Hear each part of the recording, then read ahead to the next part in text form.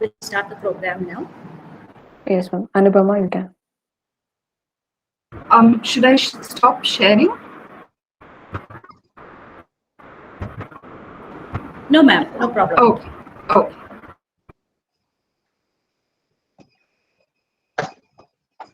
Am I audible? Yes, Anupama, you are good. Good morning.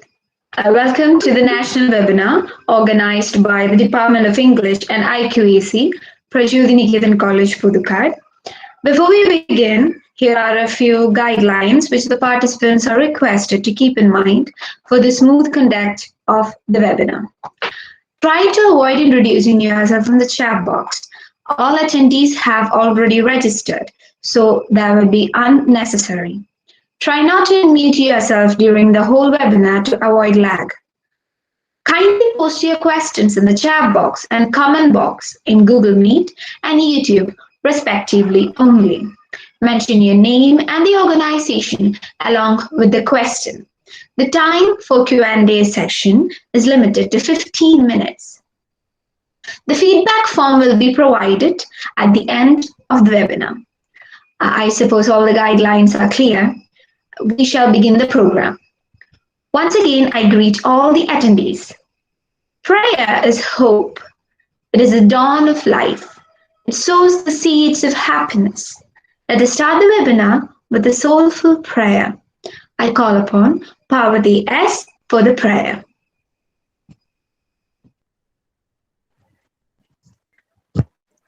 പുല്ലിലും പൂവിലും ആഴിപ്പരപ്പിലും ചൈതന്യമേകുന്ന മുക്തരൂപേ.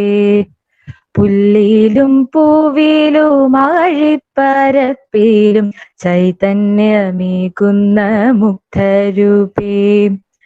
ആഴിയിലൂഴിയിലെല്ലാടവും Kavya കേളിച്ചേലൊത്തിടും വിശ്വശില്പി.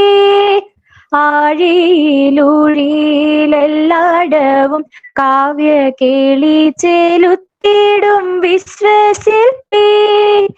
എന്നിലെ ജീവനായി സർവാധിനാഥനായി എങ്ങും വിളങ്ങുമ ഭൗമരൂപ. പുല്ലിലും പൂവിലും ആഴിപ്പരപ്പിലും ചൈതന്യമേകുന്ന മുക്തരൂപേ. ഏറ്റം വിനീതനായി കൈവണങ്ങിടുന്നു എന്നെ നയിക്കണേ സൽപദത്തിൽ. ഏറ്റം വിനീതനായി കൈവണങ്ങിടുന്നു എന്നെ നയിക്കണേ സൽപദത്തിൽ.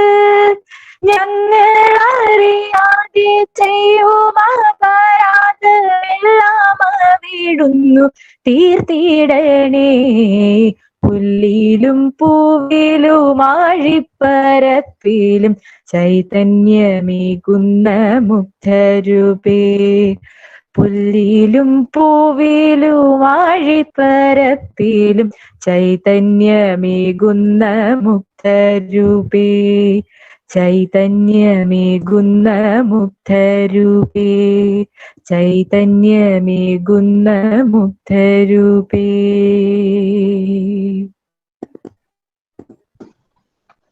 Let's now move on to the welcome address by Dr. Teresa Peter, Program Coordinator.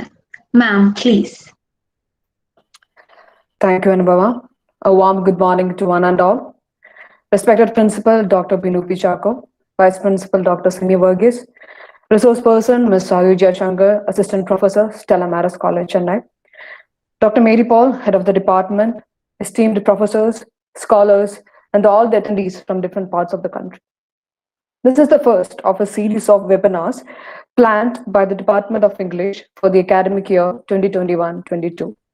At Prajyoti Niketan, we constantly strive to give our students opportunities to interact with the best minds of the world, to expand horizon of knowledge.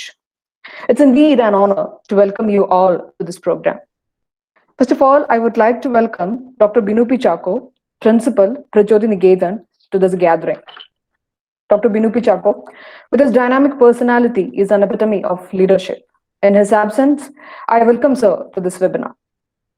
Dr. Simi Verghese, IQAC coordinator and vice principal, is a symbol of hope with her never say die attitude.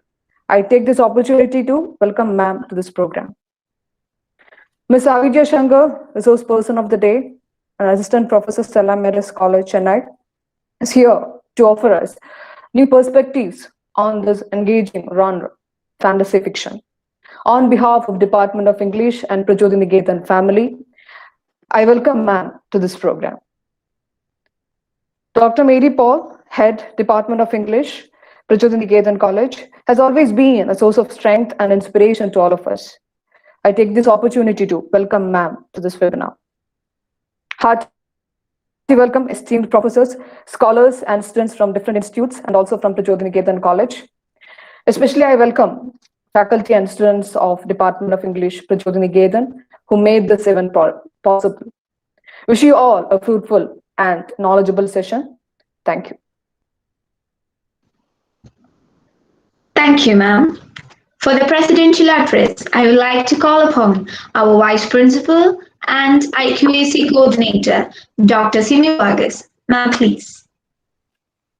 Respected resource person of our one-day national webinar, Ms.Sayujya Shankar, Assistant Professor, Stella Maris College, Chennai, Dr. Binupi Chako, Principal, Dr. Mary Paul, Head, Department of English, Dr. Teresa Peter, Program Coordinator, dear teachers of English Department, Ms. Dida Johnny, Dr. Bino Jose, and Mr. Alvin Davis, loving members of the teaching and non-teaching departments of Prajyoti, faculty members from other universities and colleges, and my dear student friends. Good morning, one and all.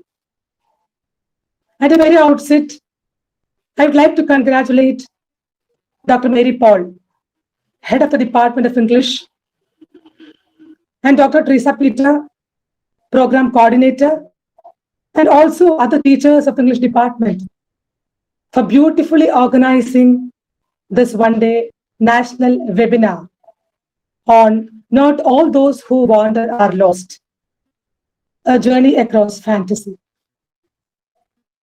We are grateful to you, Ms. Sayujya Shankar, for accepting our invitation. And hats off to you, ma'am, for choosing this wonderful and exciting theme. In the backdrop of COVID-19 pandemic, while we are restricted by masks, social distancing, quarantine, lockdown, etc., the world of fantasy is a great relief.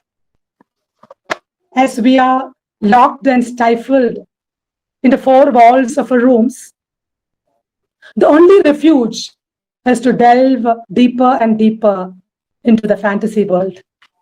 The world devoid of masks, lockdowns, quarantine, etc.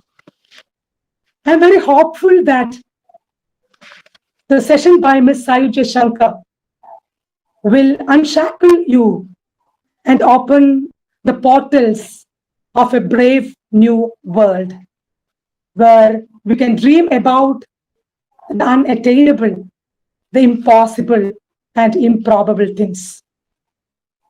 Wishing you all an enjoyable and exhilarating journey into the mesmerizing world of fantasy. I conclude and thank you. Thank you, ma'am, for your valuable words. Now, I would like to invite Dr. Mary Paul, Head of the Department of English, for felicitation. Ma'am, please. Good morning, one and all. A man can be destroyed, but not defeated. This evergreen message from Ernest Hemingway's The Old Man and the Sea has become a reality today as the education sector of the country has gone global with national and international webinars to face the challenges posed by the COVID-19 pandemic. Today we have Ms. Sayujya Shankar, Assistant Professor, Stella Maris College, Chennai, as our resource person. A popular teacher a creative writer and poet, Ms. Sayujya also dabbles in many other areas of research, many other areas of interest too, including mysticism, gender equations, etc. Thank you, ma'am, for accepting our invitation and consenting to speak on fantasy fiction. Fantasy is deeply embedded in almost all aspects of the pop culture phenomena since the turn of the millennium. Just look around.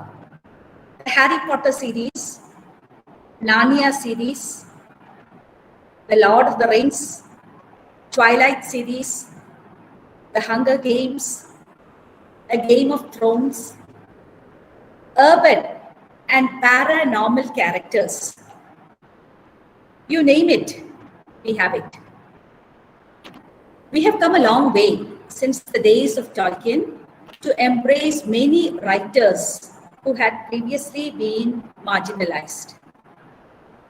At the overwhelming rate the genre's been expanding and reaching out, we can expect bold new worlds, complicated dimensions, and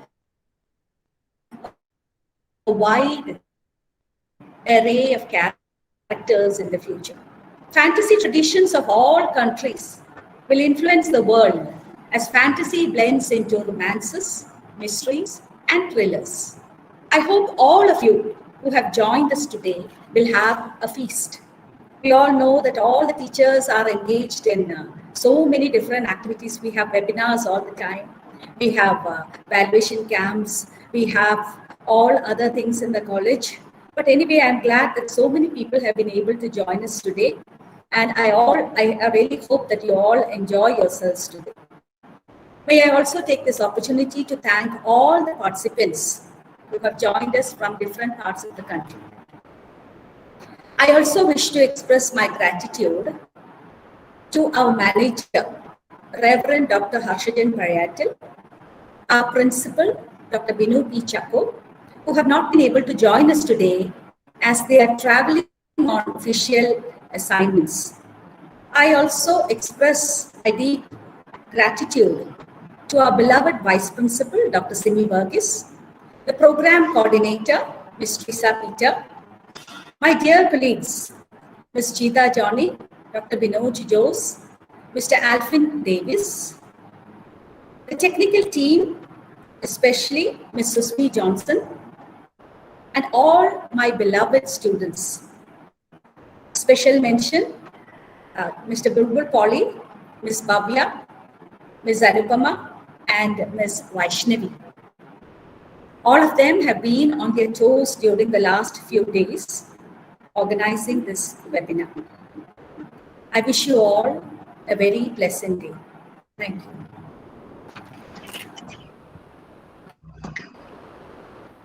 Thank you, ma'am. I invite Ms. Bhavya Sunil from third year BA English to introduce resource person, Ms.Sayujya Sankar.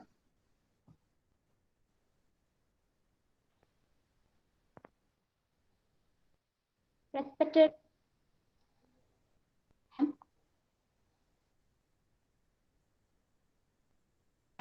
You're audible. You're audible. Yes, you're audible. Respected Principal Dr. Binu P. Chakko, Vice Principal Dr. Simi Verghese, Resource Person Ms. Sayujya Sankar, Head of the Department Dr. Mary Paul, and esteemed participants. A warm good morning to all. It is my privilege to introduce the resource person for today's webinar, Ms. Sayujya Sankar, a teacher and a writer by passion. Ms. Sayujya is currently working as an assistant professor of English at Stella Mary's College, Chennai. Her areas of interest include speculative fiction, creative writing, gender studies, and mysticism. She has published a collection of short stories titled A Symphony of Encounters, as well as one of poetry called A Firefly in the City. Her stories reflect a sense of enchantment with nature and humanity inherent in our daily lives. Hearty welcome to Prajyoti family, ma'am. Thank you. Thank you so much. Thank you, Bhavya. With immense pleasure, now I invite Ms.Sayujya Shankar, Assistant Professor, Stella Maris College, Chennai, for the talk. Over to you, ma'am. Thank you so much, Anupama. I thank everyone at Prajyoti Niketan College for this opportunity. You've all been very warm and very kind, and especially Mary Paul ma'am and Dr. Teresa for organizing this event, and kudos to the organizing team as well. Good morning, everybody. I hope all of you are well at home. I know these are tough times. But I hope that at least our conversation today would give you a little bit of a brief respite, as both Simi ma'am and Mary ma'am were saying.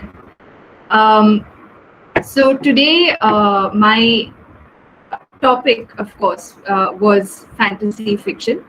And this is an extremely deep ocean that I have to delve into. So it's going to be an almost impossible task to talk about this entire thing that we call fantasy fiction, but I'm definitely going to try. I'm going to start by talking about what drew me to the genre fantasy fiction and why it still plays a really huge role in my life. Growing up as a young kid, I used to love watching cartoons, and some of the cartoons that I would constantly watch on an almost daily basis included Captain Planet, SWAT Cats, Powerpuff Girls. Now, I'm not sure how many of you would have, seen some of these cartoons. I would also read, Amar Chitrakatha or Tinkle Digest and so on. So, why was I so fascinated by all of this? Because in a sense, they were all about having a better world, fighting evil, fighting crime, and all of that. So in the same vein, I used to read stories from the Ramayana and Mahabharata or from the Jataka tales as stories as well. Somehow, what was seen as acceptable, when you're a child is sort of denied when they grow up. So by the time Harry Potter had become a phenomenon, many parents, but thankfully not my parents, were denying their young teens access to these books. But Harry Potter, because of its phenomenal marketing and advertising team, did really well, and in fact is still doing well. So if you ask somebody fantasy fiction, the first book that they would think about is Harry Potter. And in fact, there's a whole fandom that has evolved out of this series. So when I was in high school, one of my teachers recognized the love that I had for fantasy, and she introduced me to a woman whose fiction has almost become a sort of philosophy for me. Her name is Ursula Keligwin.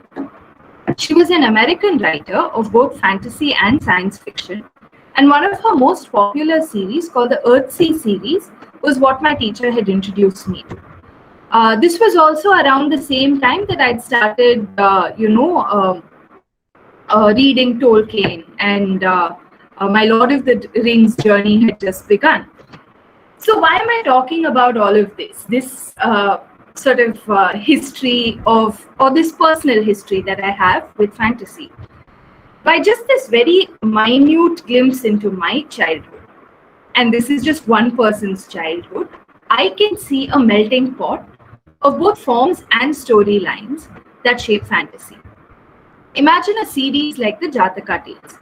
While reading those stories as a kid, I read them as fables where the impossible happened. For example, where animals spoke and fought like human beings. But it was only much, much later that I found out that the Jataka tales were actually philosophical tracts that dealt with the story of the Buddha and his previous births, not meant for children alone. But a comic book like Amar Chitrakatha took these stories from the Jataka tales and put them in a context where children could read and enjoy the stories and see a moral in the story.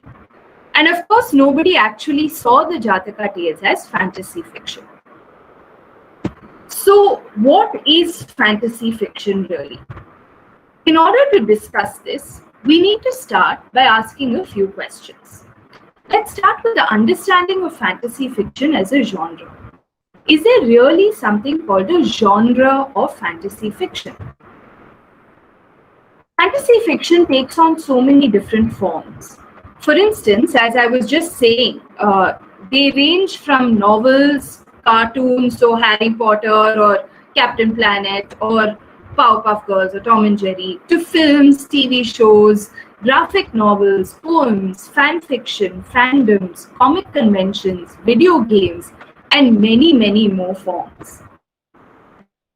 From when it started, fantasy as a genre has expanded and is now only one small subsection under the umbrella term speculative fiction.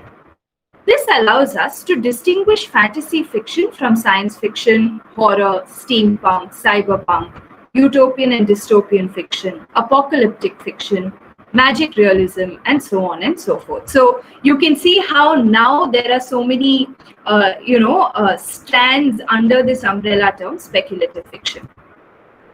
Yet, you can have a wonderful concoction of subgenres, and writers have played with these forms in order to create constantly fluctuating definitions of fantasy. For instance, fantasy fiction as a genre has various subgenres under it. The most popular one is the quest fantasy, and Lord of the Rings is the best example of that.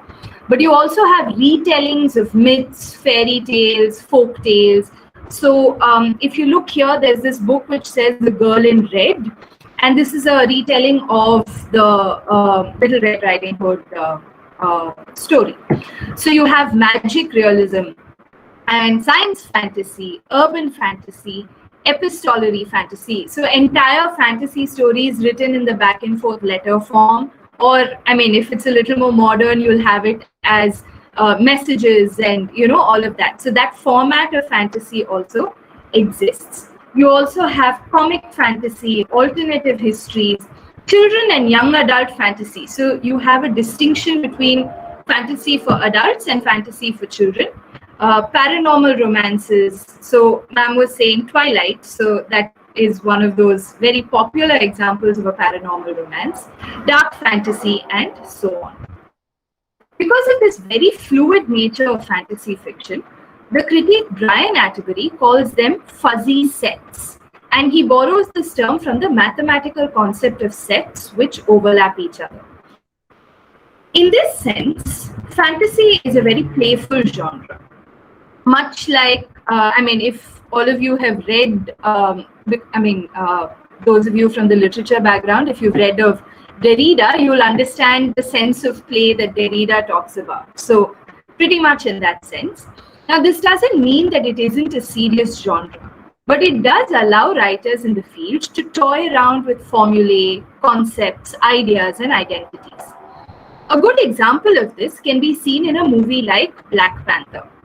I'm talking about the movie, like I've not read too much of the comics, so I won't be able to shed light over there. But in the movie, the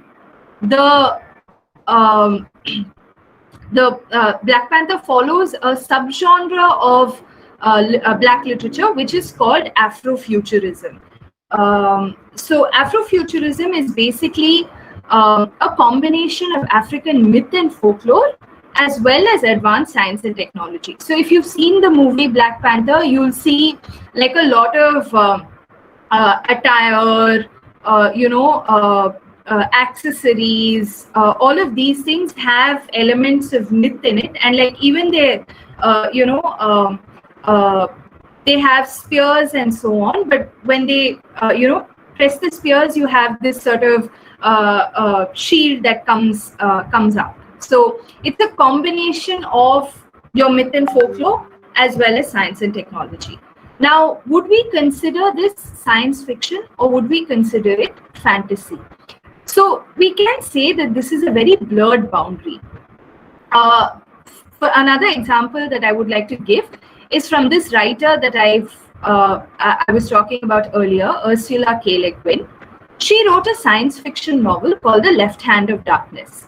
But in that novel, she created a world called Niketan that spectacularly lacked scientific advancement. So it has zero science and technological advancement, which is a major characteristic of science fiction.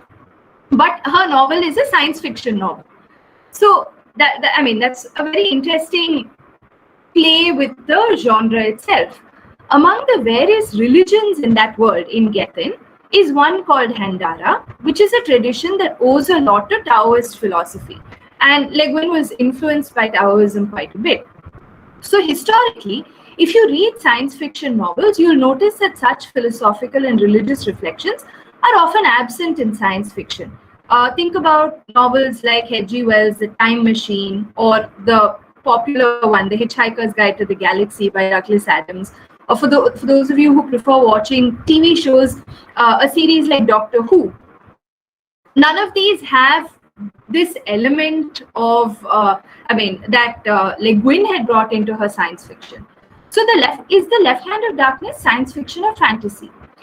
You can even say this in terms of a movie like Star Wars, a series like Star Wars, because it delves into philosophy, and you'll see that with the concept of the Force. So this is just in reference to content. We also have a play on style and structure.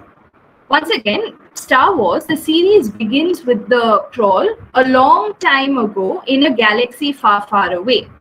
This is a common trope in folk stories and also a concept which is used in fantasy fiction. Right. There are also writers like Tolkien who heavily weave their poetry, like the ballad form, into their novels. Many of you who've watched the Hobbit series, you might remember the song Misty Mountains Cold. It's based on a poem by Tolkien. So I've got the song here. Please tell me if you can see it. And I've highlighted the passages which are taken for this song. Please tell me, type in the chat box if it's audible.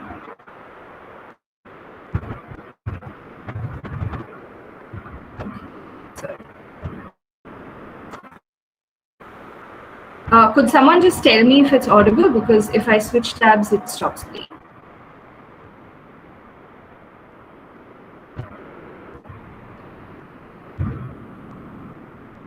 Sorry, ma'am, it's not audible.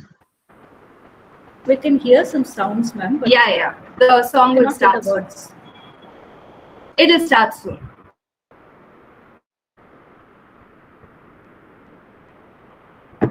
Yeah?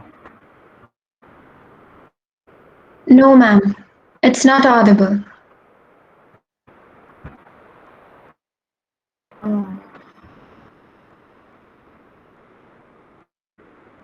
Okay. I'm not sure.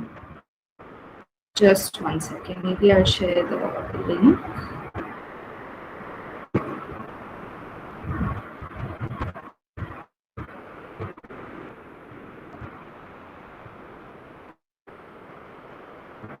Just one second.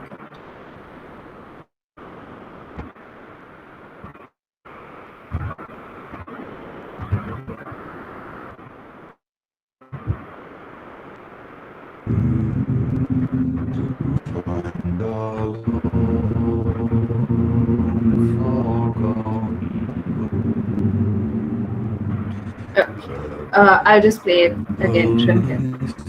Now? It's audible, ma'am. Dungeons deep and caverns old, we must away at break of day to find our love forgotten gold. The pines were roaring on the height, the winds were moaning in the night. The fire was red, it flaming spread. The trees like torches blazed with light.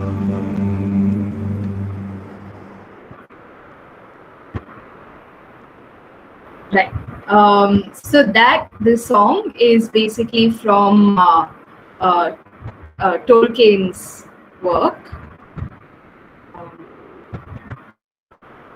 Yeah, so I've highlighted that passage here. If you notice, in the song it said to seek our long forgotten gold. Over here it says to seek the pale enchanted gold. So you can see that the portrayal of the dwarves in the movie and in the story are slightly different. Anyway.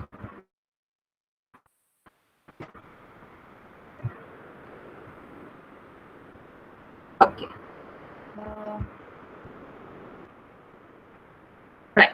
So fantasy is a genre that is constantly in flux. Two critics, Farah Mendelssohn and Edward James, give a very beautiful description of fantasy. They say, fantasy is not so much a mansion as a row of terraced houses, such as the one that entranced us in C.S. Lewis's The Magician's Nephew, with its connecting attics, each with a door that leads into another world. There are shared walls and a certain level of consensus around the basic bricks, but the internal decor can differ wildly, and the lives lived in these terraced houses are discreet yet overheard. This is probably the best quote that I can think of to talk about fantasy. Imagine a corridor that leads to rooms completely different from each other. And this is actually a trope that is used in fantasy stories. So those of you who might have seen Game of Thrones or read Song of Ice and Fire, think of the time that Daenerys Targaryen enters the House of the Undying, where she goes, each doorway that she enters, there's this different experience or memory that affects her and plays with her mind, right? So that is essentially what fantasy is. It's either a family romance or it is a political thriller. It could be anything. Fantasy is so many different stories, all placed along the same corridor. Or another example that Mendelssohn and James gave is the connected attics in The Magician's Nephew. Each story is so different, yet there are a few tiny corridors that connect all of them. So we are still yet to discuss the question, what is fantasy fiction? So I'm going to jump here to a major element that helps classify fantasy fiction. And this might seem like a very drab reason to classify it, but it is a very, very important one, which is the marketing. Advertising and marketing play a very significant role in how we understand books and speculative fiction, because we tend to assume that whatever is stacked in the fantasy section in bookstores is obviously fantasy, right? Or what is in the children's section is only meant for children. Maybe, maybe not. For one, bookstores have very limited delineations of genres. So if you go to the websites of many of the bookstores of UK and USA, so bookstores like Waterstone, Amazon, Barnes and Noble, and so on, they demarcate one section, and that section is titled Science Fiction and Fantasy. And this is for all the books of speculative fiction. Some stores also have, like Blackwell's and Foyle's, have three categories, which is fantasy, science fiction, and horror. So this is often done because, like Brian Atterbury said, the two rival labels of science fiction and fantasy are often shelved together or near one another because the same writer often writes both and have overlapping audiences of fans. So when, a little around the time of Tolkien and a little earlier, not this barrier between science fiction and fantasy didn't exist. So people would write both, like Ursula Keligwin or Ray Bradbury or something, and they would have overlapping audiences also. But among the fans, some claim that science fiction is a subcategory of fantasy, and some claim that fantasy is a subcategory of science fiction. So there's a constant argument. Where will you place Ursula Keligwin? Will you put her in fantasy or science fiction? Where will you place Ray Bradbury? Will you place him in science fiction or fantasy? And if there's only one section, like in some of these places, how do you delineate which of the books that these writers have written is science fiction and which is fantasy? And should you? So this is a case with a country like India. Now, in India, we know that the bookstore culture is sort of in decline.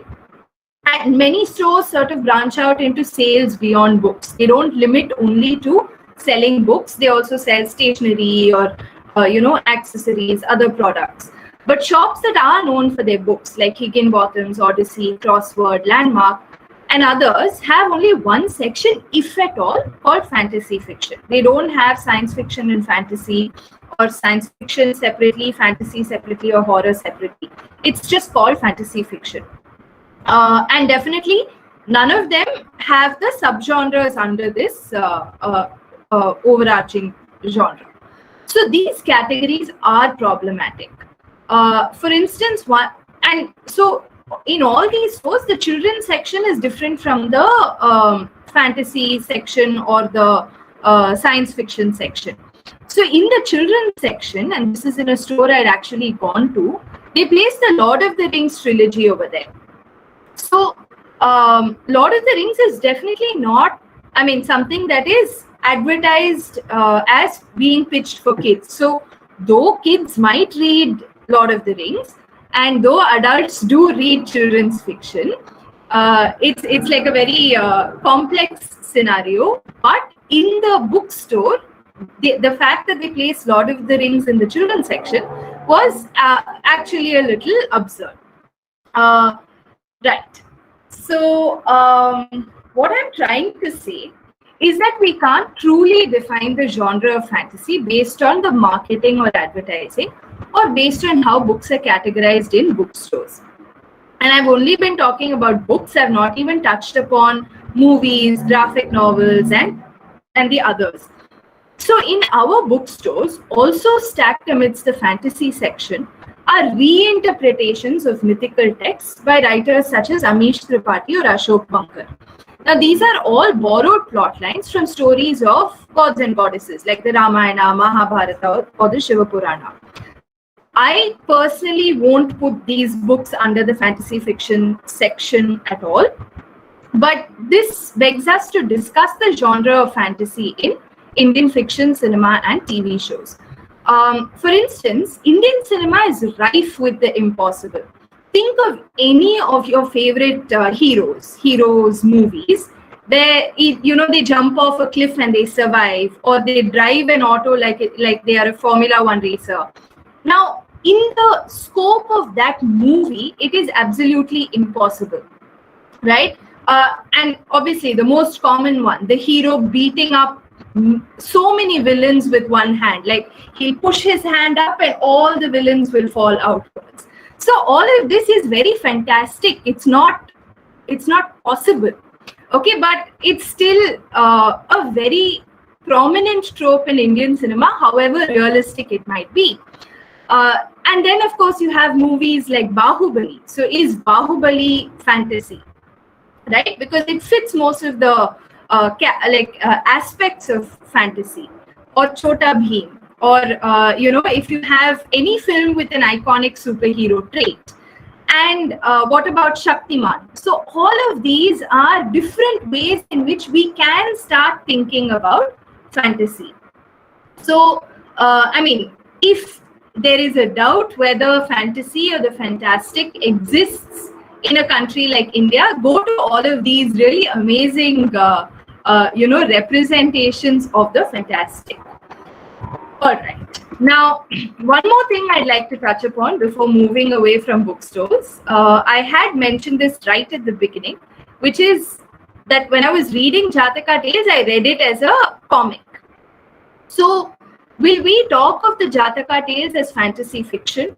Or for those of you who have read Shakespeare's plays, if you know the story of Midsummer Night's Dream, then you would probably know that Midsummer Night's Dream has a lot of, it's got fairies, it's got a lot of the improbable. It's very, very magical, right?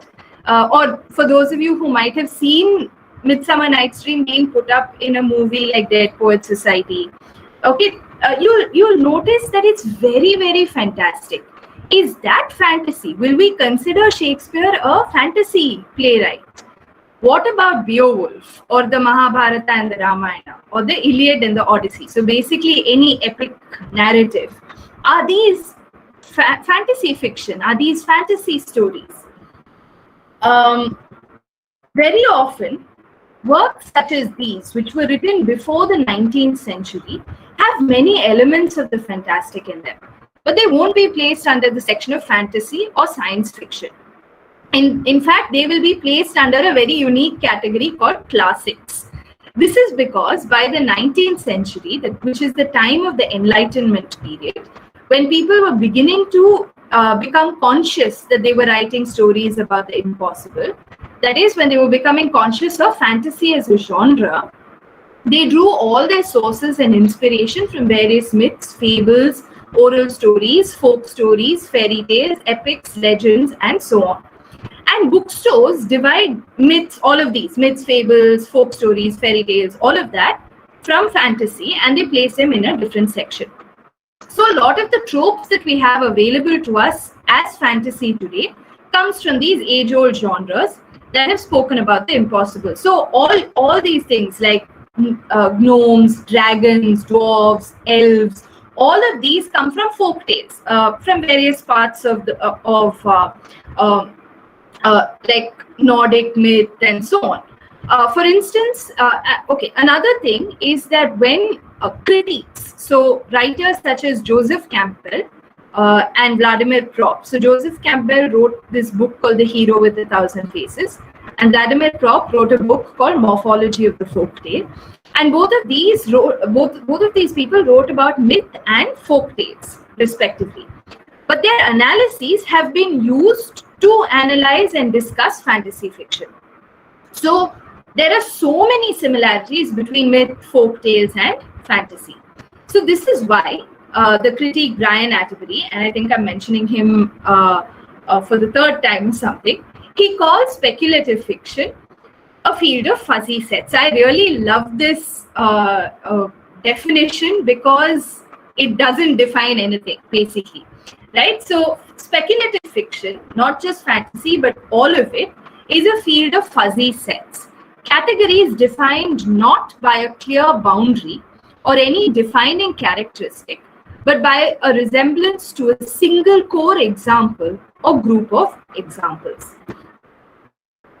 Fuzzy sets are well and good, but we have still not arrived at a definition of fantasy.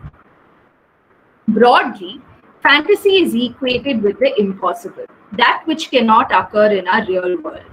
For example, a world which only knows the color blue, or a world with only talking animals, or magical creatures such as dragons, goblins, ghosts, or witches. Because it's considered impossible, a word that's very commonly attributed to fantasy is escapism. Those who read or create fantasy are escapists. They don't want to involve themselves with the issues of the real world. Can fantasy be realistic, or is it just our whimsical imagination? This is actually an age-old question with regard to literature as a whole. Does literature have to be real or true to life? And if literature has to be, does fantasy fiction have to be real or true to life? For this, we need to understand a little about the term fantasy.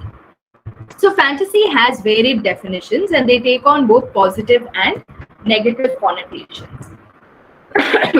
Apart from understanding fantasy as the genre under speculative fiction, some of the other definitions include the imagination, visions, like dream visions or foresight, and creativity, a fallacy or false belief, self-deception, and an illusion. As we can see, the imagination and vision and creativity have positive connotations. Fallacy and self-deception have negative connotations, and the word illusion can be either positive or negative. Such definitions have spurred the debate about what fantasy fiction is or ought to be. Many who've criticized the genre disregard it for its imaginative and unreal quality, a criticism often posed by believers in the literary canon. Now, I'm not going to go into the debate on what forms the canon. This is a huge discussion in any literature department.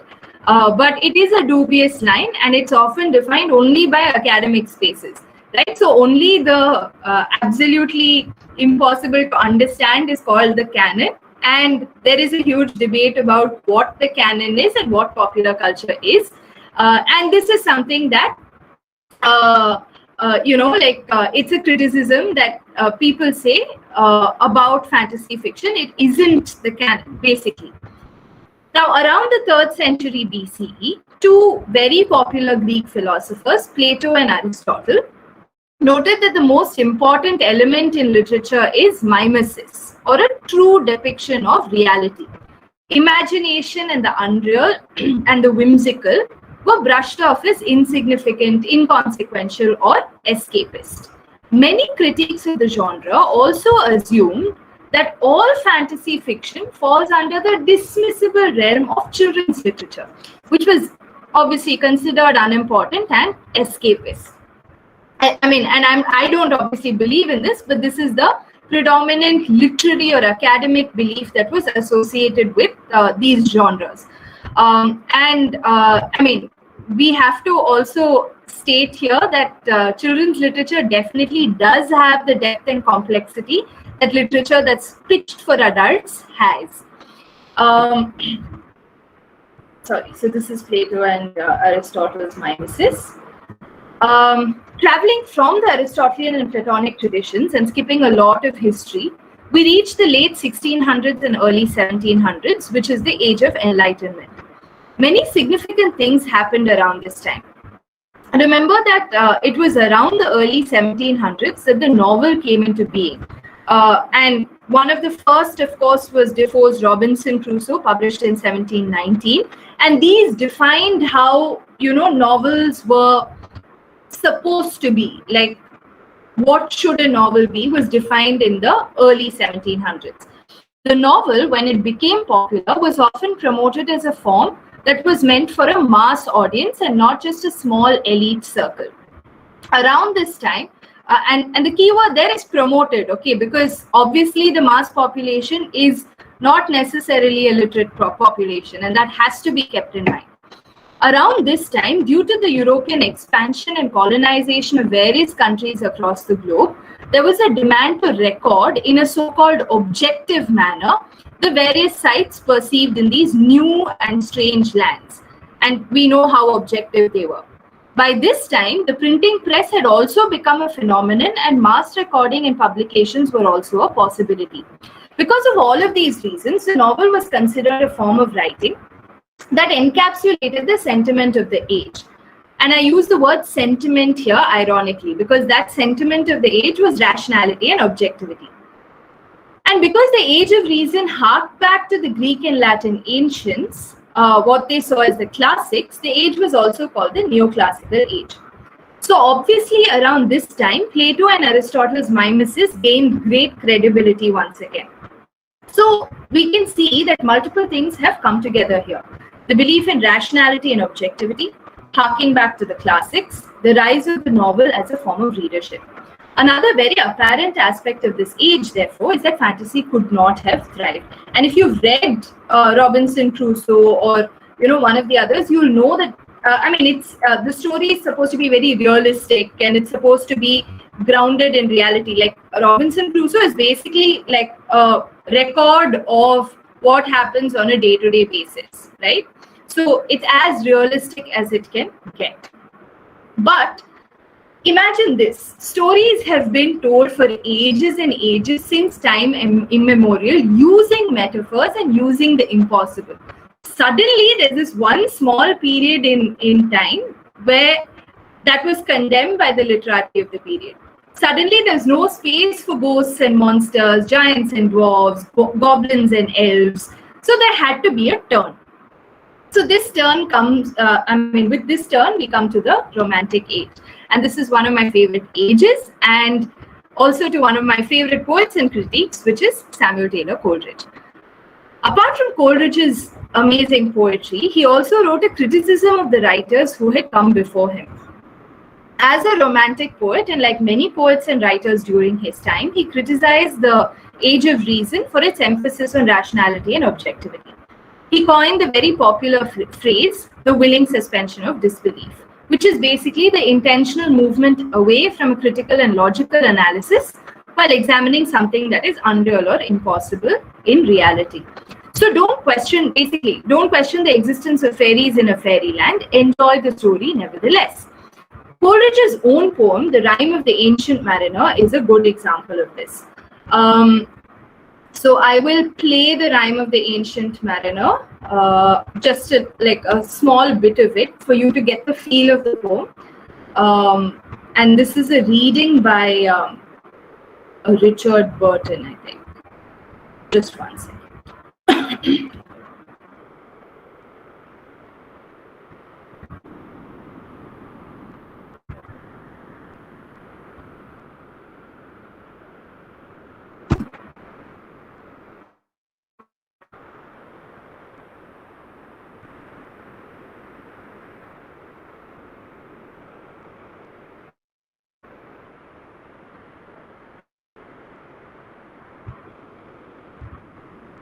Was all between.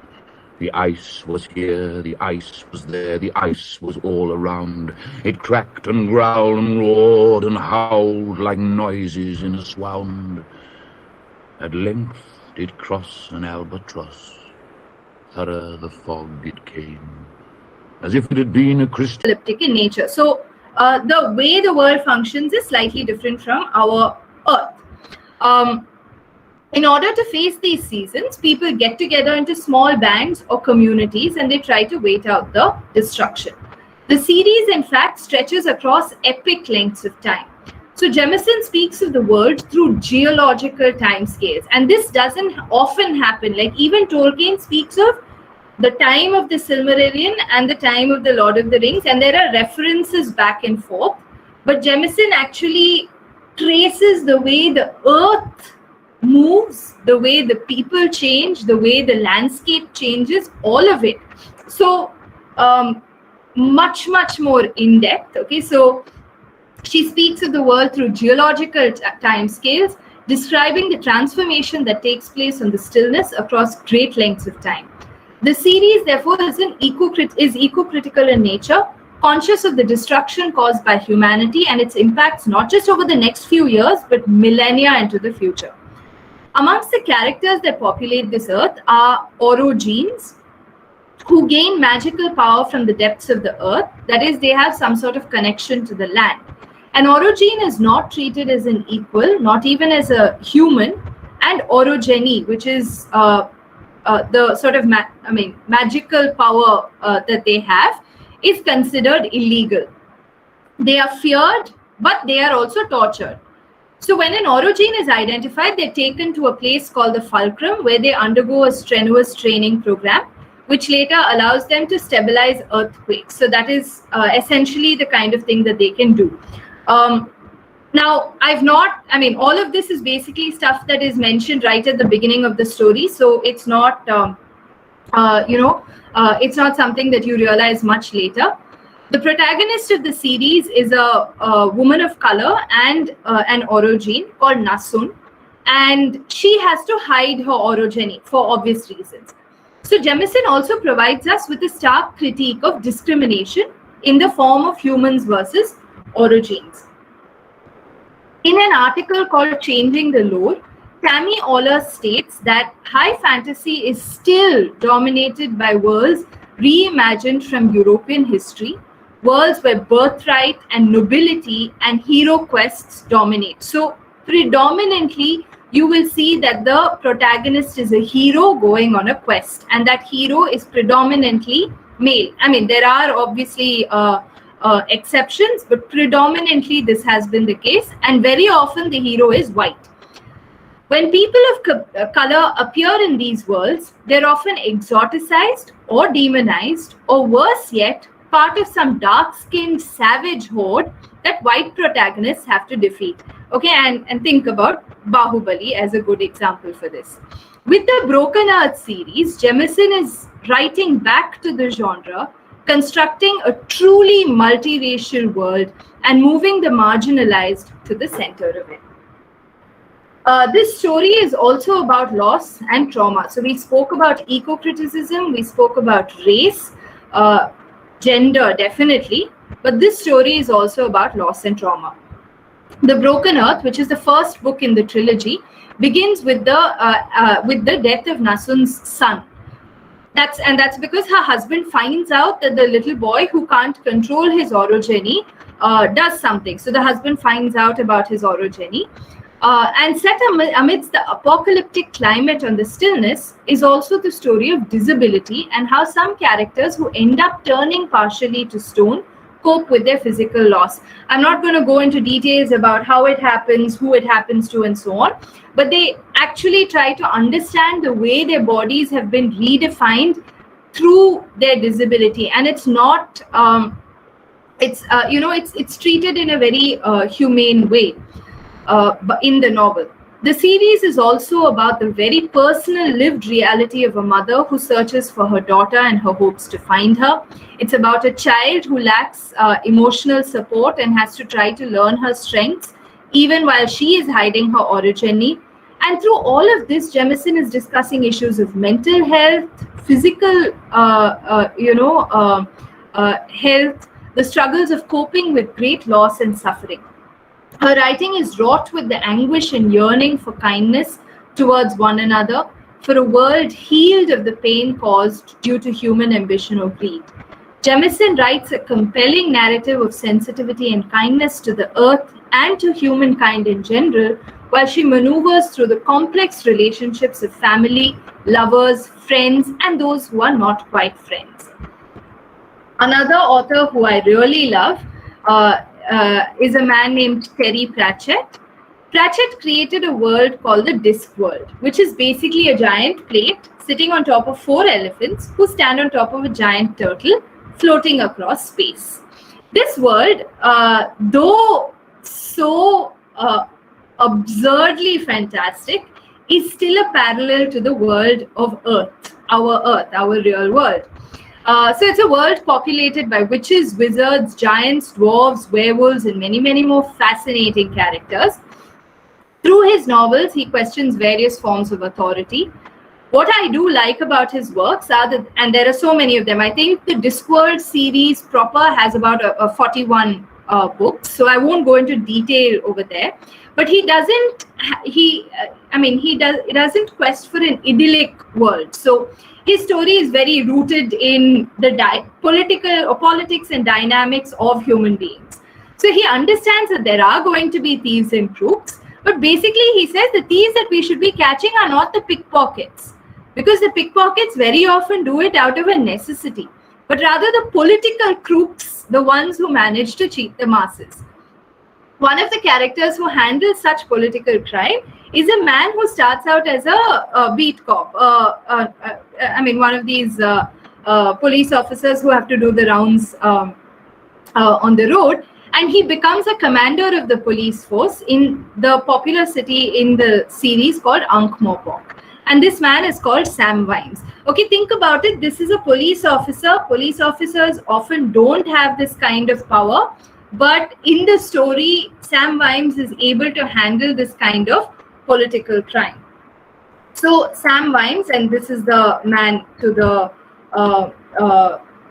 right of the screen, he meets with the political leader of the city named Lord Vetinari. So Vetinari, the patrician, he tells him, "Commander, I always used to consider that you had a definite anti-authoritarian streak in you." Sam Vimes has this very quizzical look on his face. So he knows he's done something anti-authoritarian, but he's not going to let it show. So, Vetinari, it seems that you've managed to retain this even though you are authority. Sir, that's practically Zen. Okay, think about it. That you are in a position of authority and you are questioning the hierarchy that authority has is an amazing quality, and Sam Vimes carries it through. Not many people in positions of authority can do that. Okay, so, and that is essentially what Vetinari says. That's practically Zen. Pratchett is very clear about the working of power. It takes power to handle power. And you need to be smart about when you can and when you can't question authority. And he uses humor to handle these subtle dynamics between human beings. He creates extremely strong and determined characters who challenge power. So one of these is a woman who is also a werewolf called Angua. So you won't think that this is fascinating until you realize that the werewolf is very often a man. The trope of shedding your clothes once you transform into a wolf and back is only used to depict men because it's a very problematic depiction. If you've read of werewolves or seen a character such as the Hulk, and if you were a woman, you would ask yourself, how can a woman handle such a situation? What would happen when in public a woman is found naked? There are instances in the series where men jeer, think they can outsmart or oppress Angua. But Angua is an extremely strong woman and they feel the force of her might. Her sheer physical strength and her ability to transform make her a force to be reckoned with. Okay, so you can see that this trope of the werewolf then is actually a problematic trope, right? If you think about it, it is problematic. But to take that, to put it in a context where a woman, woman expresses her strength as a werewolf is something that Pratchett plays around with. Other such strong women in the series include an old witch who'd never accept that she was old. Her name is Granny Weatherwax, and if you read the stories, you will probably be reminded of, a very stubborn grandmother. Like if you think of your grandmothers, you might be able to draw parallels to Granny Weatherwax. Other characters include a bumbling wizard named Rincewind, a stunning Death with a scythe who goes through an existential crisis. I mean, imagine Death going through an existential crisis, and so on. And in this image, you see Death with a guitar. You also see, so Terry Pratchett had one illustrator who did most of his books called Paul Kirby, who drew this image of Terry Pratchett meeting Death. So this was, I think, 2015 when Terry Pratchett died. He meets his own character, Death. And also for those of you who might have watched it, Pratchett was the co-author for the book version of what is now a series called Good Omens. Fantasy handles many complex issues. And I think I've only been able to skim the surface of this genre, if at all. I've not even touched upon the popular writers like Rowling, whose Harry Potter series you might have read or definitely watched. I've not touched upon the Song of Ice and Fire series or the Game of Thrones series. But I would like to talk about Tolkien and Le Guin because they played such a huge role in defining fantasy. I'd like to end with two of the giants, Tolkien and Le Guin. Though I've already mentioned Tolkien earlier, I'd like to talk about his portrayal of war and nature, and definitely the trend that he started in fantasy series, which is the creation of languages. Despite not wanting to, Tolkien was forced to enter the services to fight during the First World War. His experiences there shaped a lot of his perspectives in his works as well. His dislike for, but also his descriptive sections on war come from a very personal space. So those of you who've read Lord of the Rings know, so that is the depiction of war. But if you also look at the way nature and, if you talk about depictions of Britain, of nature, all of this you will see in Lord of the Rings. So a character like Tom Bombadil, who was left out of the movie series, is a very typical depiction of the British folk ballad singer and man of the hills. Actually, if you see it, I do understand why it's difficult to place Tom Bombadil in the movie, because the rest of it is very, Latin and Greek in nature, but Tom Bombadil is the folk ballad singer. So there is that, and Tolkien manages to place him so beautifully in the story. He drew a lot of his characters and their languages from Norse, Latin, English myth and folklore. You'd notice that the dwarves have Nordic connections, Elvish is very Latin in its sounds, and the hobbits are a depiction of the British rural population. Tolkien was one of the first to upturn the typical epic style of the adventure of a rich king or prince or knight and focused on the adventures of a common man. And if I have time towards the end, I'll also play you a little about con languages, and how they are shaped and defined, but that's if we have time. The other writer, Ursula Keligwin, who is an American writer, she was the daughter of an anthropologist, used her knowledge of anthropology to depict issues of race and gender in her works. She was deeply influenced by Taoist philosophy and one of the first to create a person of color as her protagonist. Now, many people might not notice this, but her main character in a Wizard of Earthsea series is a person of color. And she's one of the first people to have done this. So she was also one of the first to raise the question of the differential education offered to men and not offered to women. She depicted witches as healers, herbalists, and midwives. And this is becoming a lot more popular now. But when she wrote it, which is in the 60s, 50s, and 60s, her depiction of witches as healers and midwives was one of the first fantasy works to critique the mass persecution of women as witches in human history. Her stories also deal with the deep philosophical issue of humans and their own ego. And her first major fantasy fiction character, Ged, who is also one of the first people of color protagonists in fantasy, from the novel A Wizard of Earthsea, had to battle his own shadow in order to understand what is needed to maintain the balance of the earth. So I would like to end my talk with a quote from Keligwin's series: "Only in silence the word, only in dark the light, only in dying life. Write the hawk's flight on the empty sky." Thank you. I hope I've not overshot my time. If there's time, I think it's a 5-minute video. I can play the video on con languages just to get an idea of how important language is in fantasy. Do we have the time? Yeah, ma'am, please. Okay. Just 1 second. Yes, ma'am.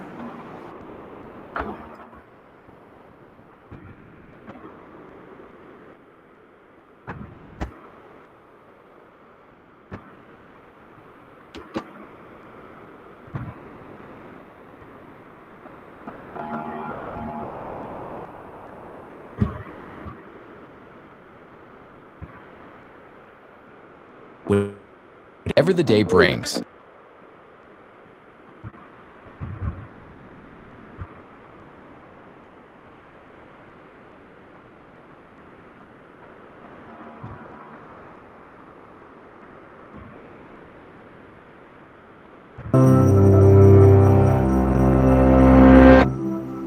To many, one of the coolest things Is it about Game audible? of Thrones is that the inhabitants of the Dothraki Yes, ma'am. have their own real language.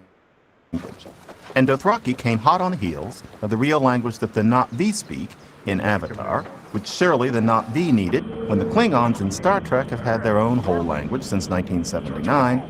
And let's not forget the Elvish languages in J.R.R. Tolkien's The Lord of the Rings trilogy, especially since that was the official grandfather of the fantasy conlangs. Conlang is short for constructed language. They're more than codes like Pig Latin, and they're not just collections of fabricated slang like the Nadzat lingo that the teen hoodlums in A Clockwork Orange speak, where droog from Russian happens to mean friend. What makes conlangs real languages isn't the number of words they have. It helps, of course, to have a lot of words. Dothraki has thousands of words.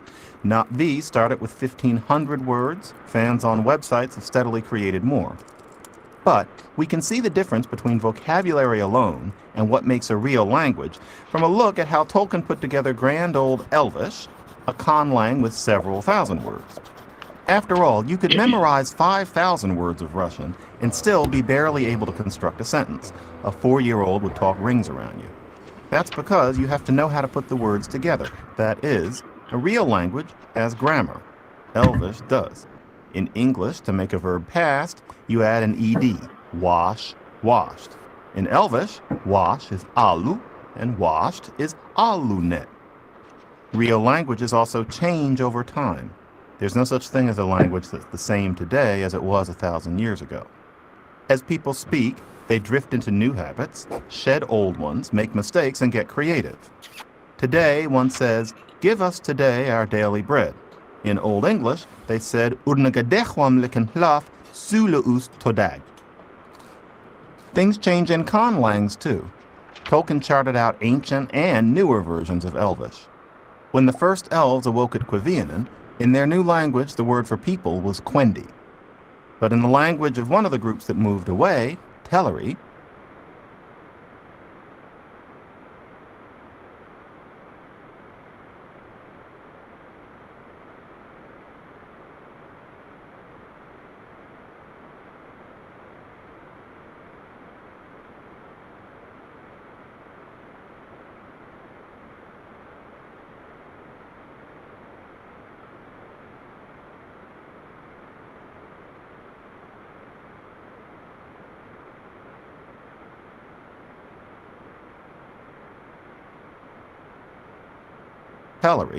among the Avari who spread throughout Middle-earth, it became Kindi when the W dropped out.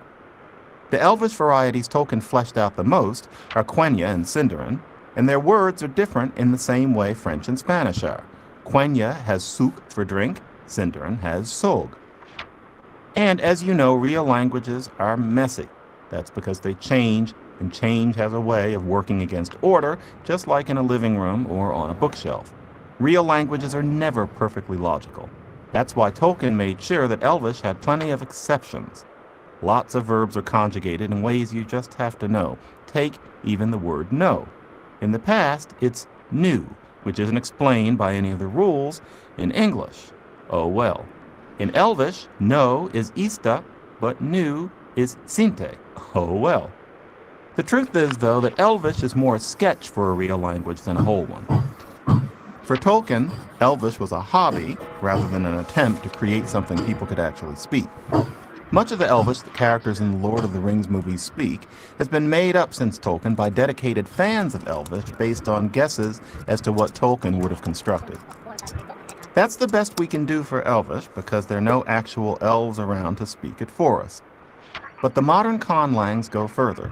Dothraki, Na'vi, and Klingon are developed enough that you can actually speak them. There's a translation of Hamlet into Klingon, although performing it would mean getting used to pronouncing K with your uvula, that weird cartoony thing hanging in the back of your throat. Believe it or not, you actually do that in plenty of languages around the world, like Eskimo ones. Pronouncing Elvish is much easier, though.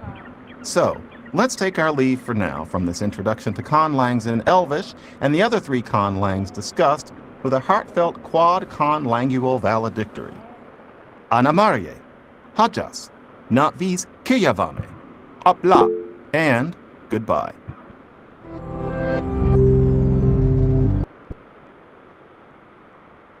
Yeah, thank you. Thank you so much, ma'am, for the enlightening and thought-provoking session. And now we will have the question-answer session.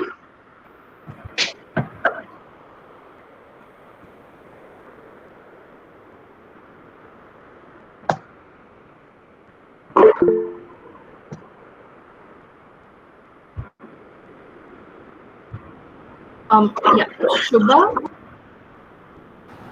Yes, ma'am, Ms. Shubha. Am I audible? Yeah.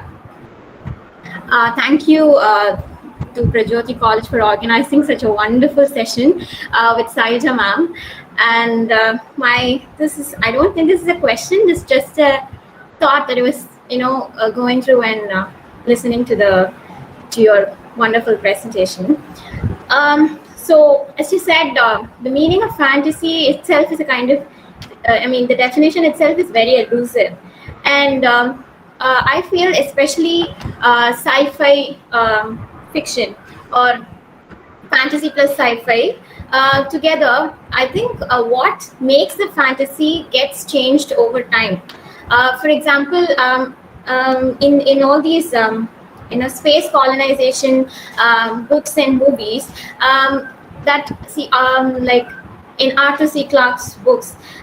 He wrote some 35 years before, but now whatever he wrote seems possible, like seems it is near in future. So do you think this can be applied in in mainstream fantasy, not sci-fi fantasy, but could this be possible? Can we think that all these hobbits and gnomes and everything are probably some gaps in our memory, or could it be because people haven't figured it out what they are? Well, I would not necessarily say that. Though, I mean, essentially what people do say about myths, and therefore can also be applied to some fantasy, is that at least some of it is based on reality, but that doesn't necessarily mean that everything that happened is realistic.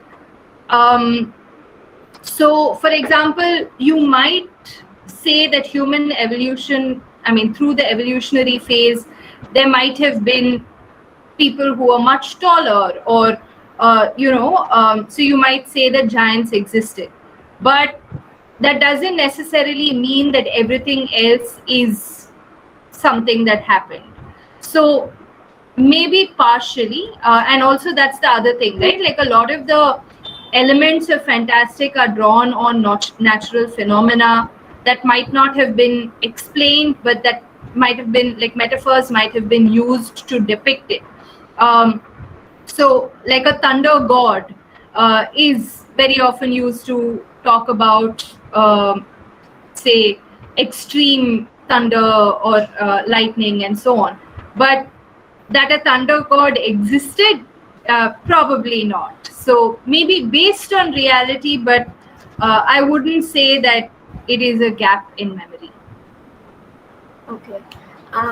If I'm allowed to ask one more question, am I?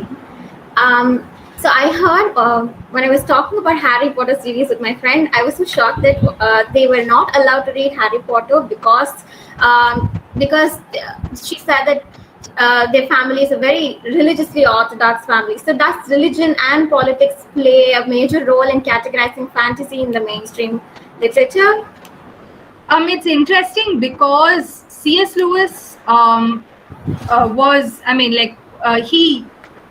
he was a theologian, and so his story was very commonly accepted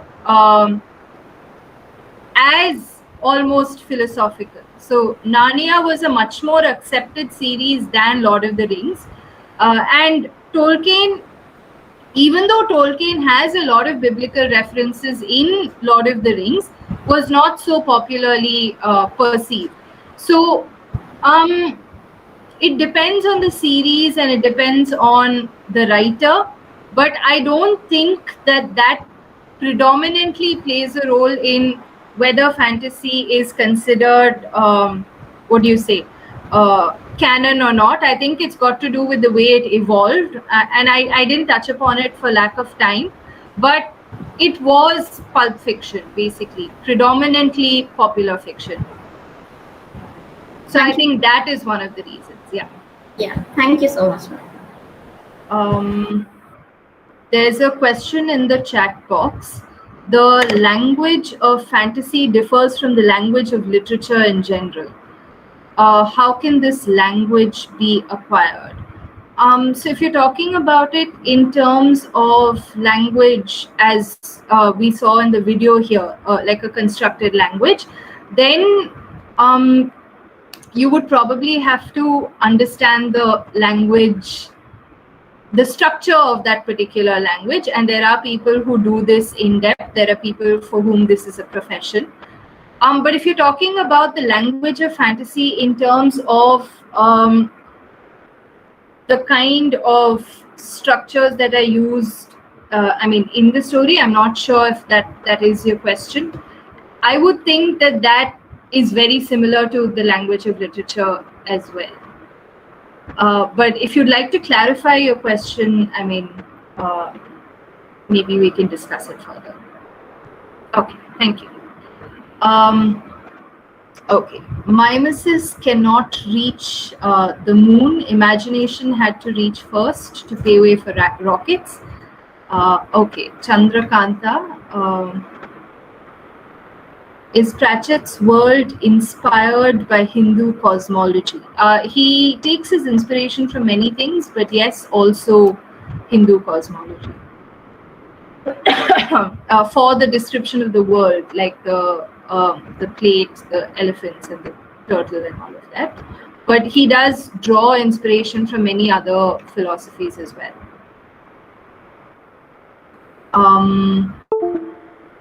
Okay. Fantasy has historically engaged in social criticism, but owing to the relative alienation of the genre, to what extent would you say that these ideas impact collective social consciousness? How effective can fantasy be to transform society? I think fantasy is as effective as any literature in transforming society. So, especially if it does have the kind of social criticism that most fantasy provides, I think it performs the same role as any other literary text in transforming society. So, a reader reading Terry Pratchett and finding out that women can be werewolves has a different perception of the world. So I think it is to that extent that fantasy transforms society. At least fantasy, in most cases, hopes for more sensitivity is all I could say over there. Thank you. Okay. Do you think fantastical world building for fantasy stories based in a country like India can be devoid of local folklore, rituals, culture, religion? Absolutely not. And I also think fantasy world building in a country like India is really difficult. Like I have been trying and I've found it extremely difficult because of the kind of, linguistic diversity and therefore the diversity of folklore and culture and religion and so on that spans across a country. If you're trying to create a fantastical world building based on a setting like India or the Indian subcontinent, it is it's a really huge task, but I think it cannot be devoid of local folklore, local narratives.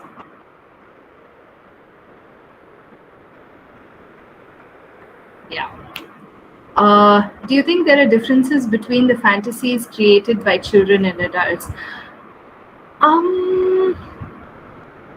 I wouldn't think so, but I've not really thought about this question. I wouldn't think so. I think that there is scope to not limit yourself either as a child or as an adult. But unfortunately, what goes out there, what is written, circulated, is written by adults. So most of the fantasies created by children is restricted to the home space. So yeah, I don't think there is a difference, but I think there's a difference in what gets circulated.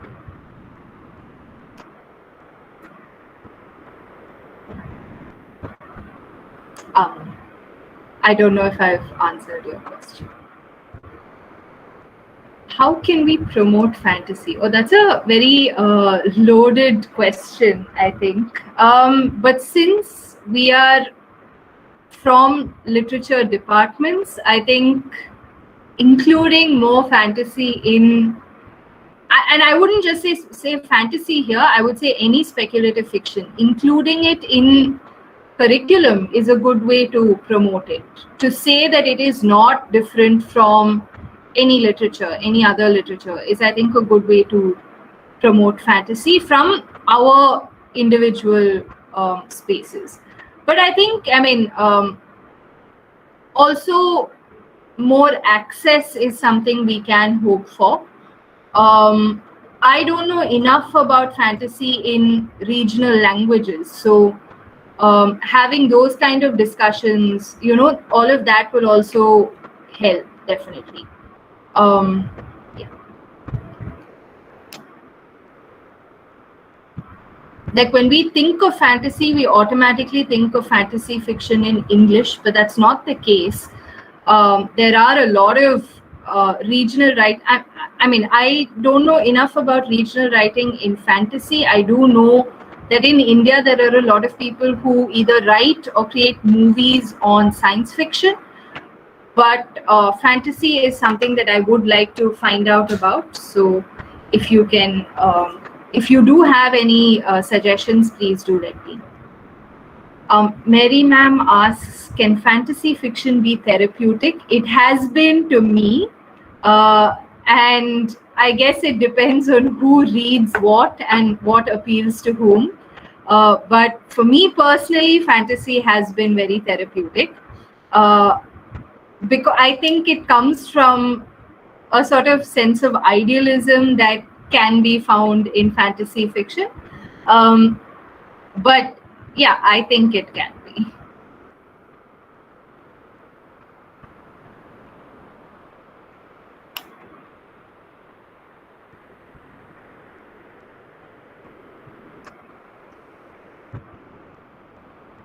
Any other questions or anything that people would like to say about, I don't know, their journey with fantasy fiction? That's also perfectly fine.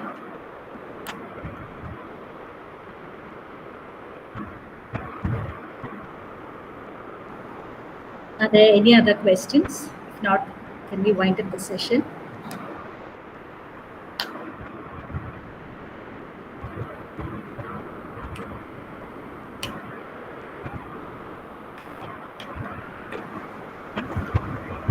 Can we wind up the session then? Yeah, sure. Thank you all so much. I mean, I hope all of you had fun.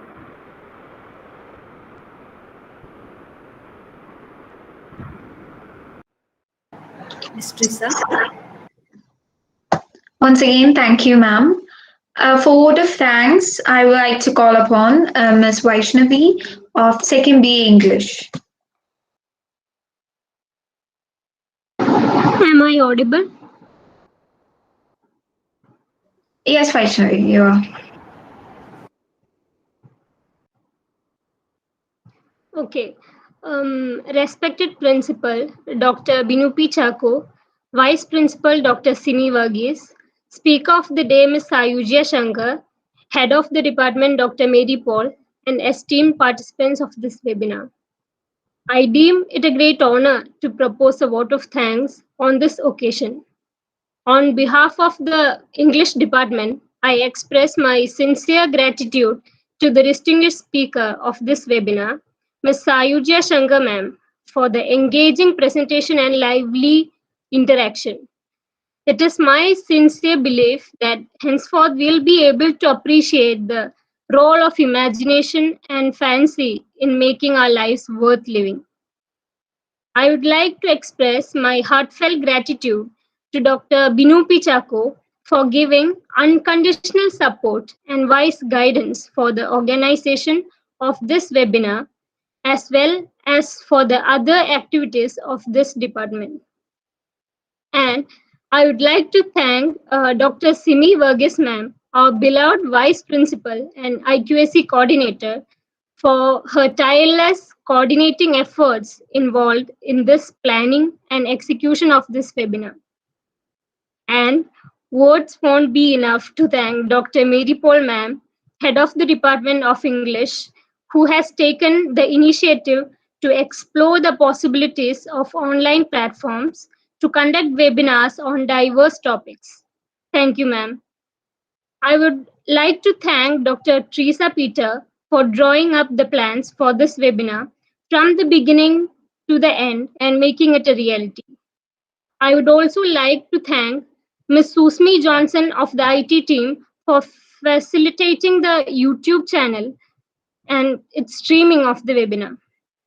And I take this opportunity also to thank the teachers of other departments of Prajyoti Niketan College who have joined us today And I wholeheartedly thank all the participants for their enlivening presence and active participation throughout the session. Thank you all and have a great day. Thank you. I'd just like to say one thing. For those of you who are interested, like if you want the PowerPoint or something, I'll pass it on to Teresa ma'am and maybe you can have access to it. So some of the sources, or if you want to look at something, you can have access to the PowerPoint basically. Thank you so Yes, much, ma'am. ma'am. We would definitely love to have the PowerPoint. Thank you so much, ma'am. It was so interesting and also very informative. Thank you very much. Thank you so much, Sayujya ma'am. That's really enterprising and enlightening. Thank you. Thank you all for the opportunity. I mean, I was very excited.